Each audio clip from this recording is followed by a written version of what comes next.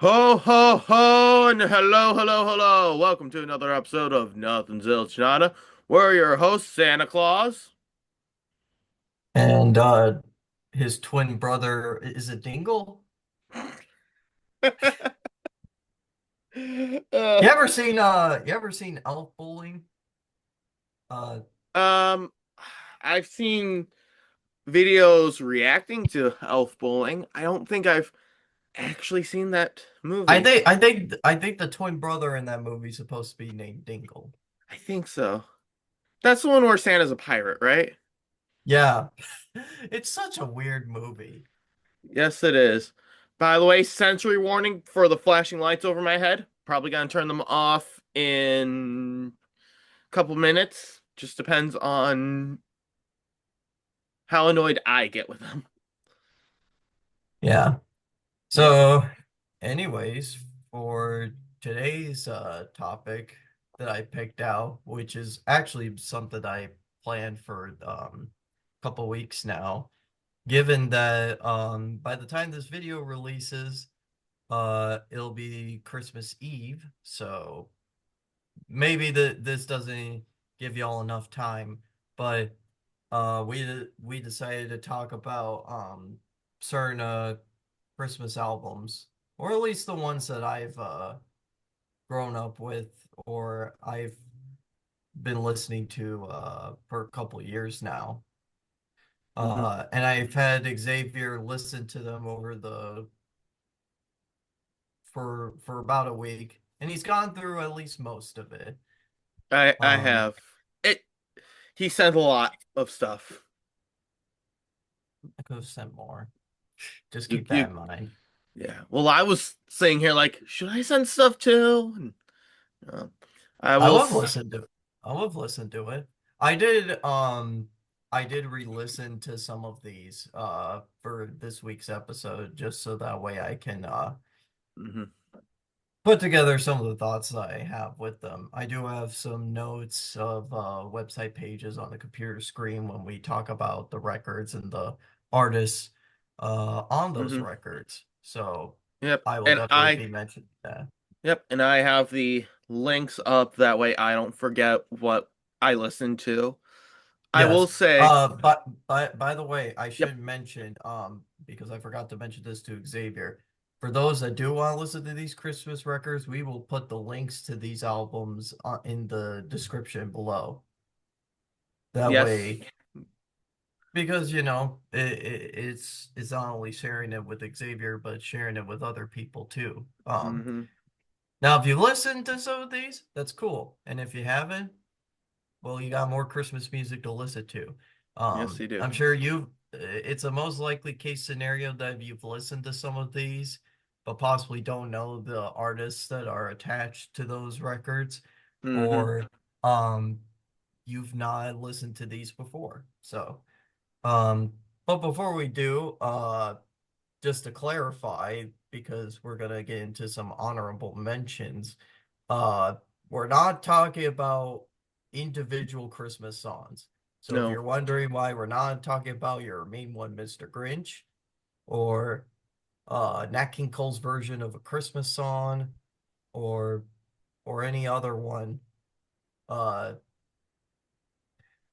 well, at least in the case of your main one, Mr. Grinch, that's just an individual song. And as far as I'm aware, when it comes to its original release, it's the only song in the soundtrack. Uh, hmm Besides some other songs that, generally sound good, but not really Christmassy. Um, uh, Now Nat King Cole and Frank Sinatra, they do have like Christmas records. There are other singers, and they're great. I'm hmm just not going to be talking about these here. I want to talk about some ones that people most likely don't know. There may Right. be a couple of exceptions. The hmm other honorable mention I do want to say that I almost wanted to put on uh, was uh, Xavier. You're familiar with Christopher Lee, right? Yes, I am. I am familiar with Christopher Lee. Do you happen to know that he has a metal band? I do know. It's I know he's got a metal band. Yeah, do you know that he has metal versions of Christmas songs? I did not know that. Yeah, I just discovered them very recently. I saw it on social media. I thought it was AI, but apparently it's not because they released all the way back in like 2012. The best way that I could describe them is like if Saruman was singing a Christmas song. Hmm. There's a version of Jingle Bells where the lyrics is like Jingle Hell. Um it, it it's funny and it's cool. Um and then the last honorable mention I want to say is a wind band piece called The Eighth Candle by Steve Register. Uh I remember me and Xavier performing this on our junior year of high school. Now, it's technically a Hanukkah piece because Hmm. it's called The Eighth Candle. But it's a wonderful piece of music. And it's very challenging too. There's a very great Yes. recording of it performed by the US Army Field Band. Uh, Probably one of the best recordings out there of that piece. So I would recommend checking that out if you haven't. The Eighth Candle by Steve Register. Hmm.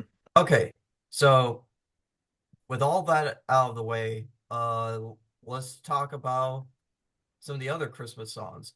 All Um, right. and these are going in no particular order. Um, so we'll start with some of the earliest ones of the time period, and one that most people will recognize is the Nutcracker Ballet by Peter Ilyich Tchaikovsky, or simply Tchaikovsky. Hmm. So Tchaikovsky, he's a Russian composer, probably one of the most recognizable classical composers from his era Hmm. specifically. Uh, he was born in let's see, I'm trying to think because like the ballet debuted in 1892. Yeah, so Peter Ilyich Tchaikovsky was born in 1840. He passed away in 1893. Oh, so this ballet uh debuted it debuted a year before he passed away. That's actually pretty cool. Yeah. Um but he composed other pieces beforehand, some of which I think people would recognize. Swan Lake is a Hmm. very recognizable one. That was 1876, and The Sleeping Beauty, which was 1889. Mm. Uh, so, but the Nutcracker is a two-act ballet, and it was to accompany uh, a pre-existing story of the Nutcracker, Hoffman's The Nutcracker from 1816, and it's a short story. Um, and it had choreography when it first debuted, and uh, the music, of course, was composed by Tchaikovsky. And I don't think it did all too well when it first premiered, but the more that it got debuted, the more that it became very popular uh, Yes. through the music culture, through like the ballet culture. Um, I mean, I'd say Another, just in general, a lot of people, when you say the Nutcracker, and to some regard, they will have a little snippet of the songs from the Nutcracker Suite in their head. And if I remember correctly, I could be wrong, but I'm pretty sure the Nutcracker Suite was in Fantasia, the yeah, Disney. yes, yes, it is. It Mhm. is. It is one of the songs from Fantasia. Um, but to talk about the movements real quick. So like, you got the dance of the reed pipes, you got dance of the sugar plum fairy. That's probably one of the most iconic movements from the Nutcracker Suite. Mhm. Although, most of these are pretty iconic. There's Russian dance, there's the Chinese dance, there's Waltz of the Flowers and Arabian dance. Um, but all these movements are fantastic. The way that the string orchestra is composed, the way the wind sections are utilized. Uh, it's very character driven, um, and fits to like the character of like certain instruments. Um, Now, given that I'm talking about this and that people recognize it already, Mm-hmm. why even talk about this in the first place? Well, there have been many adaptations and arrangements of the Nutcracker suite. Of course, there's more than likely arrangements for wind band, but there's one particular arrangement that I want to talk about that's pretty cool that I learned about last year, and that is Duke Ellington's and Billy Strayhorn's arrangement of the Nutcracker suite. Mm-hmm. Um, Xavier, did you get a chance to listen to this one? I listened to most of it. I Okay. Yeah. So hmm so this arrangement, so it was recorded in 1960. Again, it's based around the Nutcracker Ballet, and it was composed by Duke Ellington and Billy Strayhorn. So for those that don't know, Duke Ellington is probably one of the most important figures in the jazz culture at the time. Uh, he had a big band, the Duke Ellington Orchestra, hmm throughout his lifetime, and uh, he was able to with him and the players that were in that band. Uh, they were able to break new grounds. The way that Duke Ellington was able to compose for his band, and when Billy Strayhorn was put into the band as an arranger and composer, and he had a different style of writing compared to Duke Ellington. I'll hmm talk more about them if we ever decide to do an episode about the history of Duke Ellington because he's a very excellent composer. But his arrangement of the Nutcracker Suite is amazing because while it's still reminiscent of the Nutcracker Suite, at the same time, it kind of feels like its own thing. Um, and much like the Tchaikovsky's like composition style for the Nutcracker Suite, where I talked about how the melodic content in it, fits through the character of like the strings and the wind instruments. It's the same thing for the big band in Duke Ellington's orchestra. Because like the way Duke Ellington would compose is that he would compose not based on the instrument, but the character of each of his players. And there were a lot hmm of great people in that band. Um, but to go over, I need to go over some of the names of these tunes because uh, they're just fantastic. Also, I did a Christmas gig yesterday uh with a friend of mine, and we did Yeah, a wasn't version. me. Wasn't me. Oh, I'm kind of a casual player now, but I I have been hearing a lot of good things from that performance. yeah, we did a version of the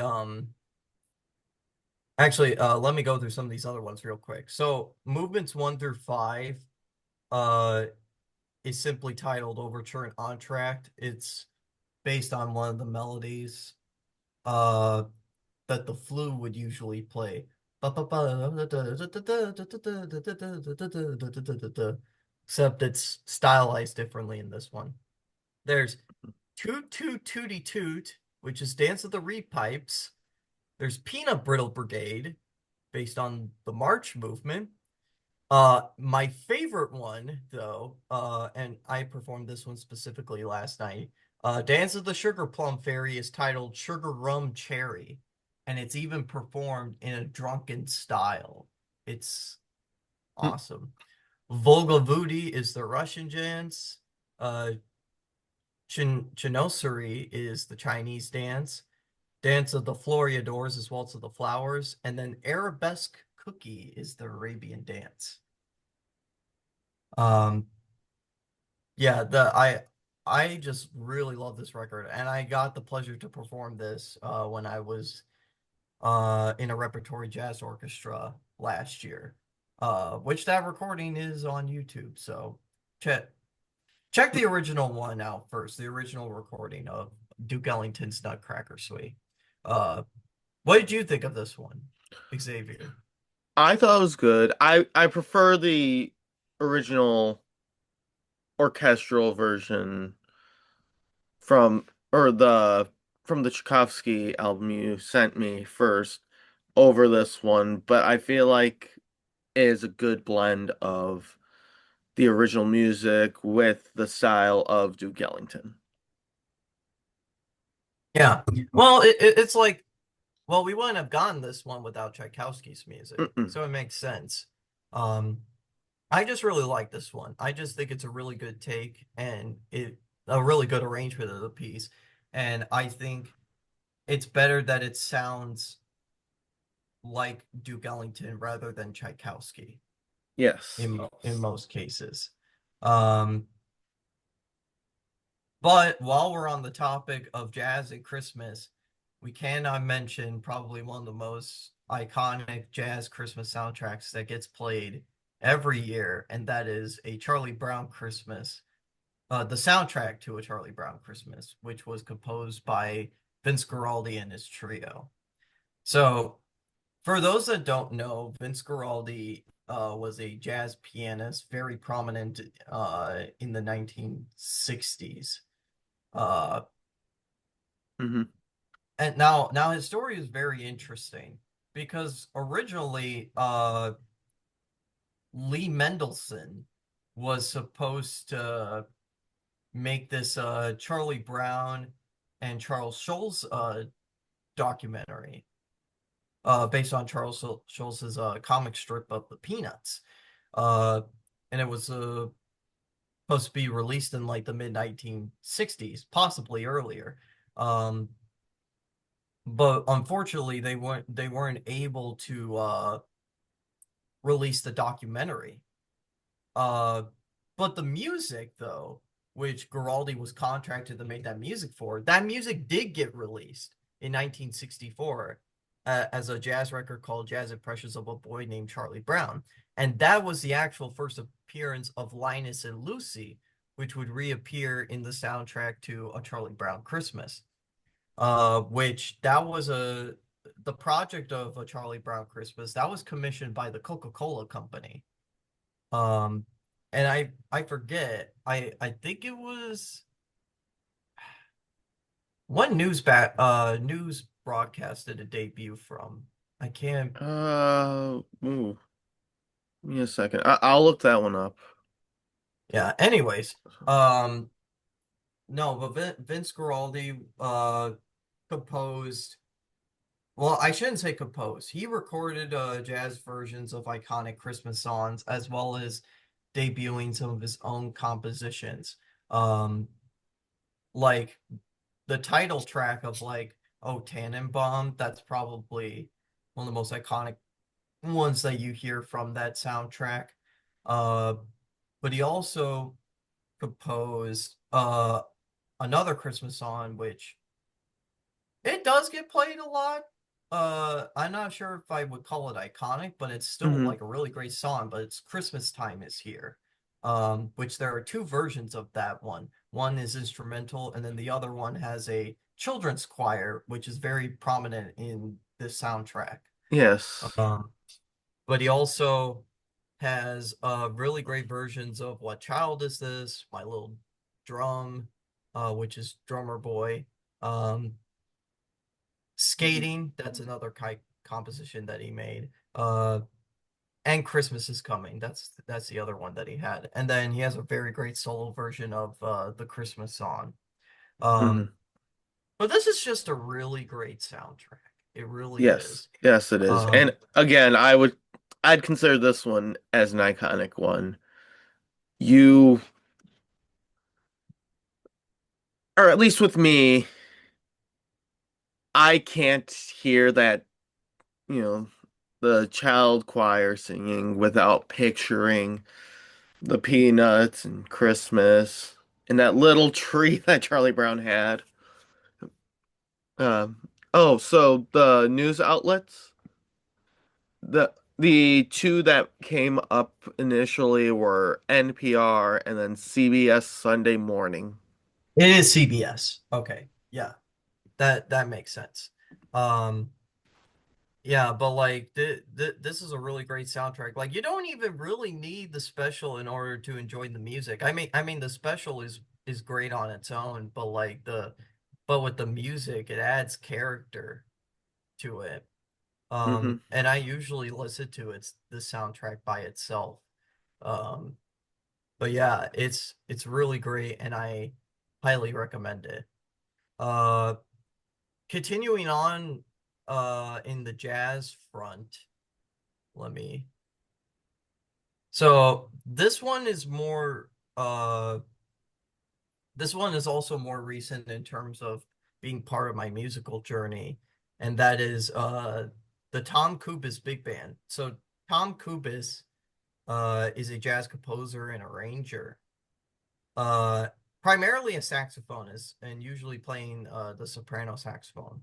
Um But he has a few Christmas albums, but the one that I always go back to is a jazz musician's Christmas. Um, and uh, the band itself is fantastic, and the arrangements are fantastic as well. But these particular big band arrangements are hardcore, like professional level stuff. Um, but like it's got very great stuff too. Um, have you listened to this one, Xavier? I know I listened to a lot of the songs from there. I don't think I listened to What, every one from the link, but were there any ones? Were there any songs that stuck out to you? give me one moment. I gotta look at the I've gotta look at the actual Yeah. So list. there are very great versions of these songs. The ones that stick out to me, which are some of the ones that I played on the bandstand, were "Joy to the World," "Auld Lang Syne," "Oh Holy Night," um, the version of "Jingle Bells." Like like this isn't just big band writing, but it's also very great solo writing too. Um, like "Oh Holy Night" is probably one of my favorite ones because it features Wayne Bergeron, who is Hmm. one of the greatest trumpet players out there, but like he plays both trumpet and flugelhorn on this piece. And it's just a very laid back piece. It's a lot of fun. Uh Right. there's I also would. God Rest Ye Oh, Oh, sorry. no, no, you continue. God Rest Ye Merry Trombones. Mm, God Rest Ye Merry Gentlemen featuring yep. the trombone section. That And was the one speak I was gonna bring up. As a trombone player, I I don't know, I just loved hearing that one. It yeah, brought me back. there's another great trombone arrangement piece too, except it features the bass trombone and it's for Jingle Bells. Um, I love when they featured the bass trombone because that's always a lot of fun. Um, but Oh Holy Night is still my favorite one because it carries like a lot of depth for me. And plus I really like Oh Holy Night as a song itself. Um, Mhm. but would you say that like these are like still really great arrangements to listen to? Yes, these are wonderful arrangements to listen to. Honestly, I found myself for some of these coming back and listening again and again. Again, just I I can't think of the words for it. To me, when I'm thinking of the Christmas spirit, this album sort of encapsulated what it was for me. Hmm. Yeah, that's great to know. And that's kind of the point that I want to make like throughout these is that a lot of these capture the Christmas spirit pretty well. Um, Now to make our last jazz detour, I want to talk about the two Gordon Goodwin uh albums, which is Rap This and then Humduck. which is a Looney Tunes version of A Christmas Carol that Gordon Goodwin composed the soundtrack for. Um, Gordon Goodwin is another big band composer and arranger, also a saxophone player, but also is primarily the pianist in his own band called the Big Fat Band. That's fat with a PH for a record. Um, of course, if you had a high school jazz band, you more than likely played at least one or two Gordon Goodwin charts. They were very popular once they got released in music platforms, and they were able to when you were able to purchase the music. Um, he's just a very great composer and arranger. Now, for this particular records that we're talking about, these are mainly um arrangements. Um, so let's talk about the one that was released in 2015 first, called Rap This. Get it?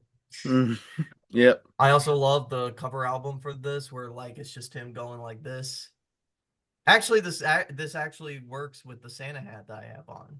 So, um, yeah, but like just really great arrangements of Carol of the Bells, where it goes for this techno vibe.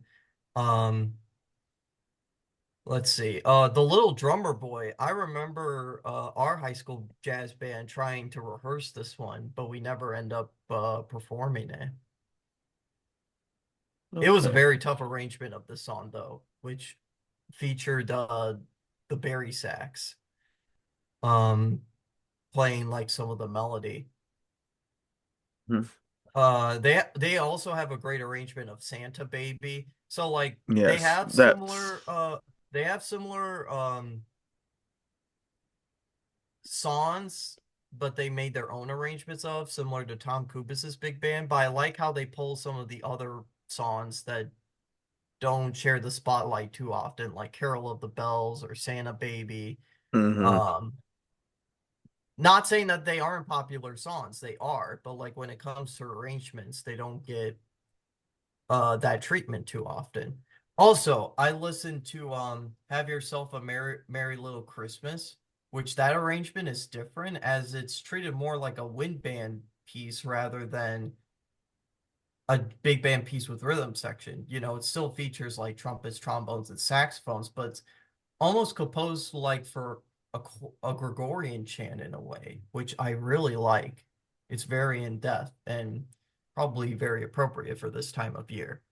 Right. Uh, and then to quickly mention Humduck, I mean, we've talked about how A Christmas Carol has so many adaptations, and this is one of them. But Gordon Goodwin's Big Fat Band did the music for this one. And they're mainly the arrangements, it's a combination of compositions and arrangements where like there are pieces like joined together. And it Mm. makes sense for this style of Christmas Carol because for those that don't know, and it's been a while since I've watched this adaptation of A Christmas Carol, it's not set in like something like London, No, some it's. type of English town. It's actually based around in a mall, and Christmas shopping, Mhm. which I think is a very nice change of pace for a Christmas Carol adaptation. Yeah, I love it when you have a Christmas Carol adaptation, but instead of it, like, don't get me wrong, love the original story. I love, the time period it takes place in, but I am a big fan when it takes a more modern approach to a Christmas Carol. This, or yeah, and this film was one of those good ones for the for the change to the Yeah. present day. Yeah. Did you have any thoughts on the both of these that Gordon Goodwin wrote? Uh, I would say between the two of them, I did prefer the Mhm. Rap This album. Yeah. Yeah, because that's treated like an actual song that you could listen to. Yeah. Um um but the main I originally wasn't going to talk about these, but the reason I'm talking about both of these is because a couple weeks ago Gordon Goodwin passed away from pancreatic cancer. Um, and it came up all of a sudden too, because I remember the day before, uh, there was a GoFundMe on him getting surgery done. But then the next day he just passed away. And it's very sad because he was very influential for a lot of people. Hmm. But he had one great legacy of to to go with him. So he definitely will not be forgotten. Okay, so All right, we've we're got finally about, moving. well, before you continue, I'm just gonna let you know we have about 8 minutes and 30 seconds left in this recording. Okay, so we're finally moving away from the jazz stuff, and let's talk about the Carpenters. Hmm. Specifically their Christmas album called A Christmas Portrait. It was their first Christmas album, but this was their ninth studio album. So, uh, the Carpenters, not Sabrina Carpenter. No, not. Why? Not talking about that Carpenter. We're talking about the Carpenters. They're an American pop rock duo. Uh, and at least that's how they're categorized. I more so call them a vocal duo, but it's done by siblings Karen and Richard Carpenter. Um, and they're siblings to each other. And Hmm. I'm still trying to make my way through most of their stuff right now. I did listen to their very first record that they put out, and it was very terrific and very great. But my mom a few years ago started putting out this Christmas album, The Christmas Portrait.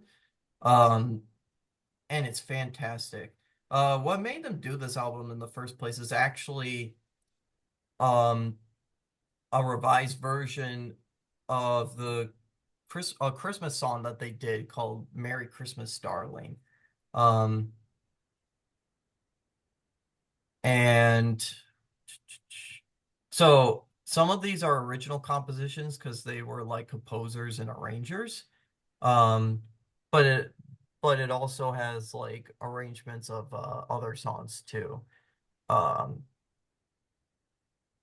and I'm not going to list all of them because there are a lot of different ones. But this is just a really great Christmas album with like a lot of great variety. And it's not all Hmm. like vocal stuff either. There's some very great instrumental stuff in here too. And pieces that kind of like combine together. Like the second track of the song has Deck the Halls, I Saw Three Ships, Have Yourself a Merry Little Christmas, God Rest Ye, Away in a Manger, What Child Is This, Carol of the Bells, and Oh Come Ye Faithful. It's, it's a Yeah. lot.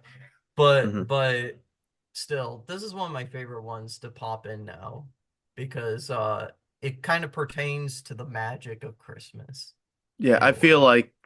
I feel like with their version of Care of the Bells, like nothing beats the Trans-Siberian Orchestra.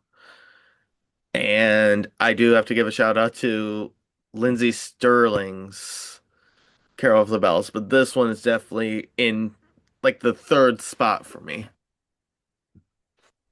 Yeah. So, Yeah, but this is a really great one to check out too, to get yourself into the holiday spirit. And I can't remember the name of the particular track right now, but there is a saxophone soloist by the name of Bob Messenger in one of the tracks, and his saxophone solo is just like very great and very soulful. Um, yes. So I think what we'll do is we only got let's see, let me count. just a little over 5 minutes left, and looks like Yeah, three pieces. yeah, we got three stuff left. So here's what I think we're gonna do. Let's jump out of this meeting and we'll come back and finish the last three. Okay, yeah, we could do that. All right, so when we come back, we'll finish the last three, or we'll finish our discussion with the last three pieces. And we'll see you in the next meeting. Now. All right, and we're back to continue talking about our last three pieces of music. So, Jake, where do we move on to next? Well, since you already mentioned the Trans-Siberian Orchestra, we might as well talk about them. Hmm. So, I'm sure most people know this already, but for those that don't know, the Trans-Siberian Orchestra, it's listed as an American rock band, and it was founded in 1996. Uh, but it was founded by Paul O'Neill, who's a producer, composer, and lyricist. But it was also through the combined efforts of John Olivia and Al Petrelli. They were both members of a group called Savatage, and then uh, they also got together with a keyboardist and co-producer Robert Kinkle. And that's basically the core group. Of course, they have many other people, but like Hmm. that's like the core of their group. I find it interesting that they're listed as a rock band though, because I don't just think of them as a rock band. I Well, mean, you look at no, but in my yeah. mind, the Trans-Siberian Orchestra more is a rock. I'm trying to think of what I wanted to say for this. It's like if you took the classical music and made it Mhm. rock. Yeah. So, but and that's interesting thing because like rock music in a way is very based around classical music when you talk about its harmonic structure, Hmm. and even the way some rock bands do have like string orchestras in them or some classical elements to them. Queen is an example. Yes. Electric Light Orchestra is a very great example Oh, because they have, that one's a cheap shot. That one already has orchestra in the name. yeah, yeah, but I mean, so does Duke Ellington Orchestra and Count Basie Orchestra, but they don't Hmm. have strings usually. Um, Yeah. but um, now they of course have a ton of Christmas albums, but I mainly just want to talk about the first one that they debuted on, which is Christmas Eve and Other Stories. And this is Hmm. probably the one that people listen to the most. Although I think it was really the second album that gained them popularity. But Hmm. I mainly grew up with the first album. Um, so um, Xavier, do you want to talk about these a little bit since you probably have uh, just as much familiarity with it as I do? Um,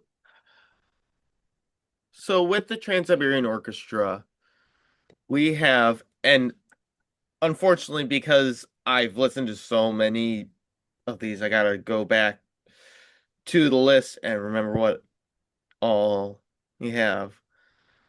I will say the one song that I was so disappointed was not in this playlist was what I would say is the Trans-Siberian Orchestra's most famous cover, which is Carol of the Bells. That is, Actually, actually, it is in that album. It's just is goes it? by a different name. Yeah, Oh, well. it's composed. I should say composed. Um, it's another one of those like combined things. So, Hmm. uh, the one that you're talking about is in the eighth track, which is called Christmas Eve's Saraveo 1224, Oh, which is a well. combination of God Rest Ye Merry Gentlemen and Carol of the Bells, also known as, man, I don't know how to pronounce this. It's Ukrainian. Um, Yeah, your uh, guess is as good as mine when it comes to that. But in this yeah, album, oh, no, you can continue. but they have very great arrangements of just popular. They actually have pretty good versions of the Nutcracker in the Hmm. form of the Silent Nutcracker and what they called a Mad Russian's Christmas, which Yep. I love the name. Yep. Um, As well, we have. A Star to Follow. We have the Prince of Peace. We have Good King Joy, Ornament, Old City Bar, and An Angel Returned, as well as a bunch of others. I would say out of all of the albums you have sent me, this one is the one that I will listen to the most. I've got, Yeah. I mean, it mixes three things I absolutely love, which is I love Christmas music, I love rock music, and I love when artists will take an already made song, and provide a variation for it where you know what the song is, Hmm. but it gives it its own feel. Hmm. Like you will listen to these and you will know this is a Trans-Siberian Orchestra's version. Yeah, and I think what makes to me this also gives off the Christmas magic, like a Christmas portrait, but the feeling is different. Mhm. Like it's still very deep, but it's a bit different kind of deep. Um, like I think the best way that I can describe it is like a Christmas portrait is more of like the whimsical side of Christmas, where like um you're going through like the snow and you're seeing all the lights and whatnot. Whereas the Trans-Siberian Orchestra, uh, to me, is more the down to earth Christmas. See Like the it feels a lot more grounded. So for me, the way I would picture it, and I like that comparison. I would say my comparison would be more comparing it to like the opening of Chronicles of Narnia, where like the Lion, the Witch, and the Wardrobe, where Lucy's going through the wardrobe and it's whimsical, it's magical.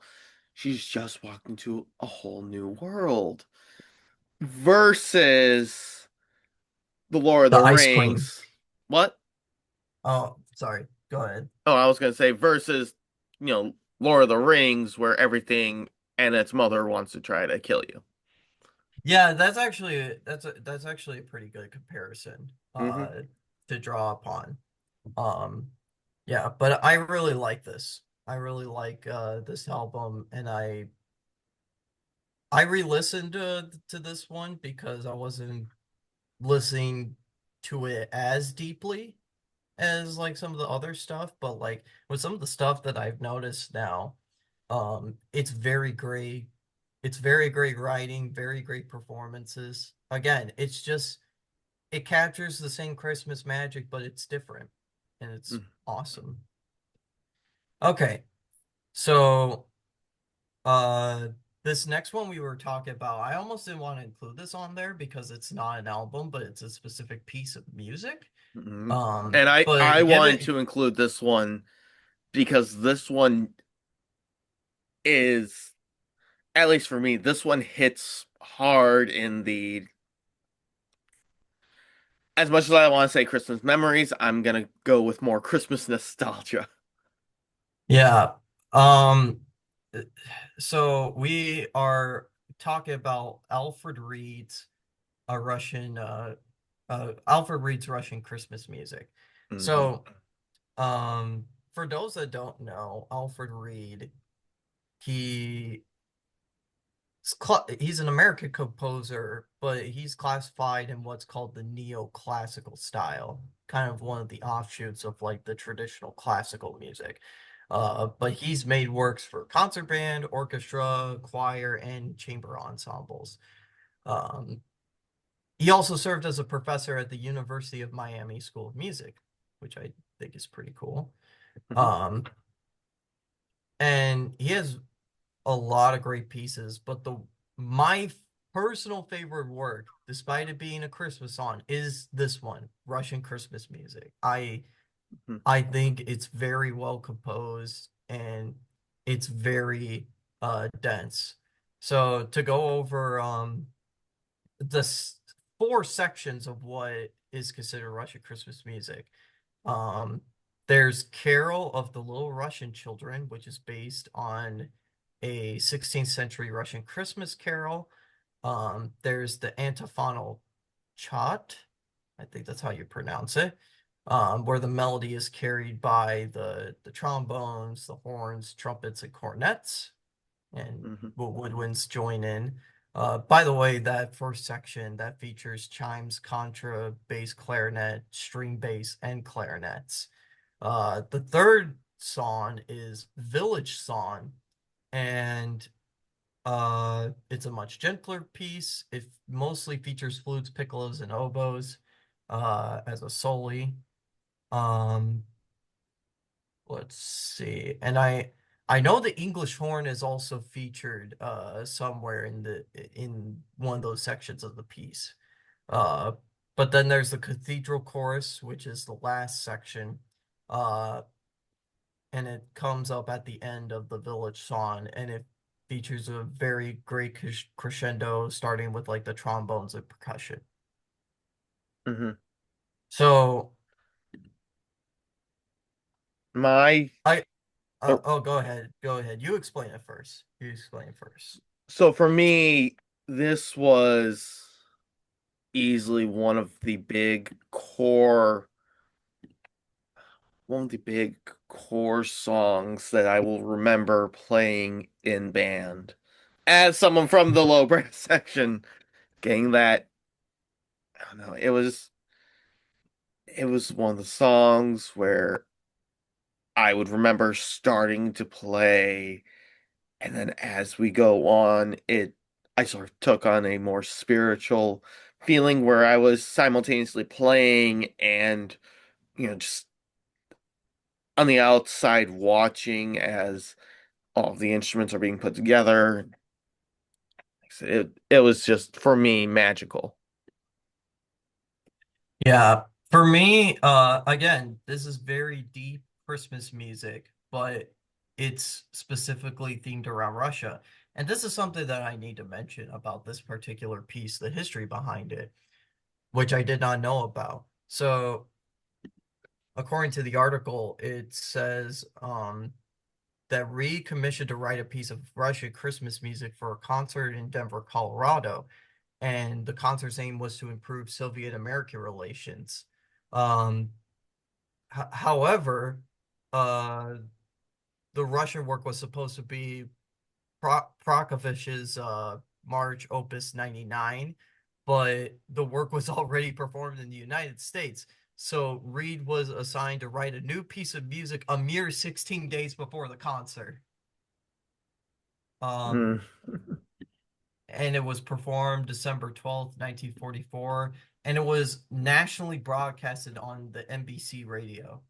So, but college bands have performed this, high school bands have performed this. It's a very deep piece of music. It lasts for 14 to 16 minutes. Yes, It is a very in-depth piece of wind band music. Like not just Christmas music, but just wind band music, period. Um, I think it's excellent. I love how each instrument section is featured. I think it's a very great balance, which can be hard to accomplish for a wood band. hmm All right, so we're down to the last one. And for me personally, out of all of these, as much as I like all of these, this is the Christmas album that I actually go back to the most. And this is Jim Brickman's Christmas album titled The Gift. Um, so for those of you that don't know, Jim Brickman is an American pop songwriter, and he's primarily a pianist. Uh, and there's something about the way I love listening to solo piano music, period. Like, there's something about just hearing an instrument play solo, especially the piano, that has this sense of vulnerability to it. Hmm. And even for the piano, where it's a very flexible instrument with its capabilities, where it's just like, because wind instruments in general could only play in one voice, play one melodic line. But with the piano, you could play two melodic lines at once, or play a bass line and a melody. Uh, but it's just you. There's no one else uh, playing with you generally. Now, Jim Brickman, he does play with other people in a lot of his records, but he also, uh, besides being a songwriter, he also does a lot of solo piano stuff. And The Gift is probably one of the greatest examples of this. So, besides having very great arrangements of Joy to the World, it came upon a midnight clear. Um, let's see, I'm trying to see all the other ones. What Child Is This? The First Noel, Oh Christmas Tree, Little Town of Bethlehem. Uh, there's also like just I'm not sure if these were all composed by him, but they were definitely made popular by him. But the the title track, which is actually the last track of the album called The Gift, is probably one of my favorite Christmas songs, period. Hmm. Because the lyrics clearly center around the a popular Christmas story called The Gift of the Magi. Um, Yes, which is one of the classic Christmas stories. yeah, and it also has its own fair share of adaptions. Yes. I the one that I remember the most is the Mickey Mouse one. I was just about to say that. Yeah, I Where think Mickey's got the harmonica and oh, what did Minnie Minnie's have? got like the pendant. I think she's Yes, got Minnie's got the pendant. pendant. Yeah. Um, but going back to like this album specifically,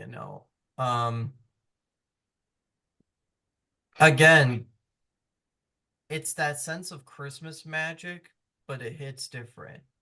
So like the Carpenters record, Christmas Portrait, was more of like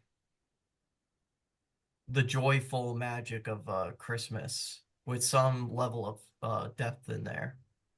Trans-Siberian Orchestra was way more grounded.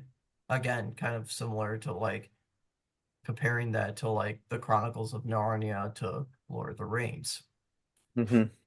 And then Russian Christmas music just hits on a different level in terms of depth, in terms of hitting to a specific culture specifically. But this record, at least to me, um,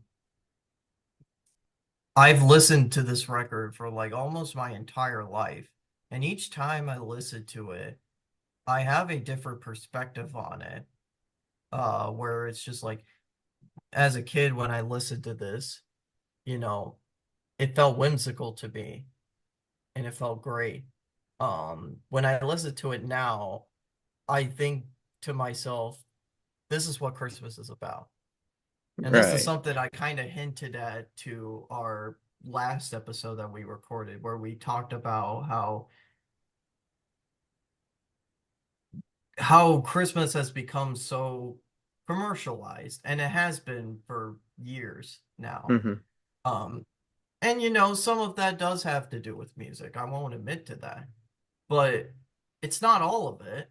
And there's No. stuff out there where there really is that hidden level of depth that shows Christmas isn't about the gifts or the money or the Hmm. advertising or even just the decorations.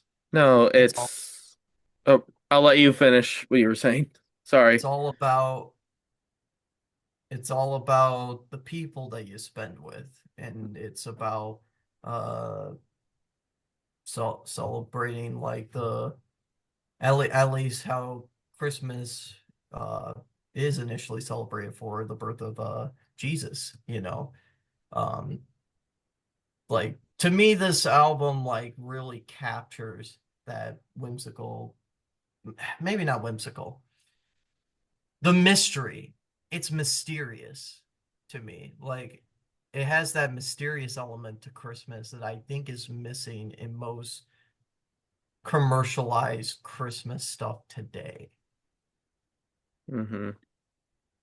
Now, I forgot to ask you, Xavier, like, have you listened to this one?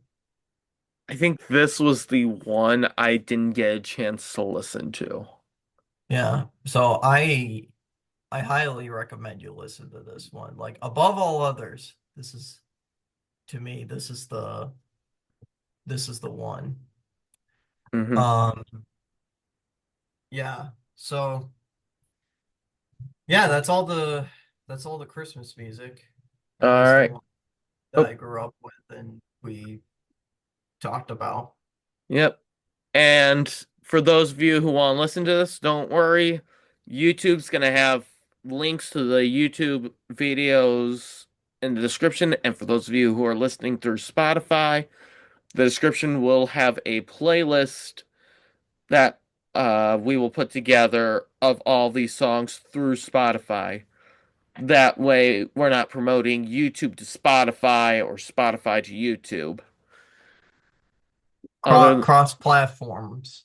yes. Yep, we want to try to keep YouTube as YouTube, Spotify as Spotify.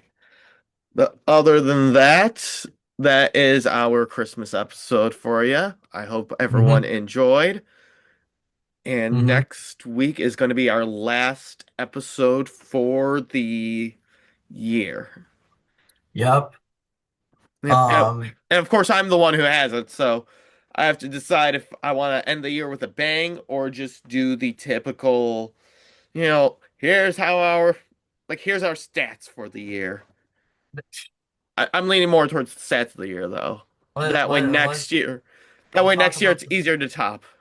Next week's episode is about the stock market, and uh, specifically the history of like stock market crashes. well, no, if I'm gonna go with the history of anything, I'm gonna go with the history of yarn. All right, but with that, I'm Xavier Dean. And I'm Jacob Green, And we are wishing you a Merry Christmas, Happy New and Year. And then for those of you who don't celebrate Christmas, Happy Hanukkah, Happy Kwanzaa, Happy whatever else you might celebrate. And we will see you at the end of the year with our one last episode. alrighty, Yep. Have a peace. one. Yep, have a wonderful day and we'll see you next week.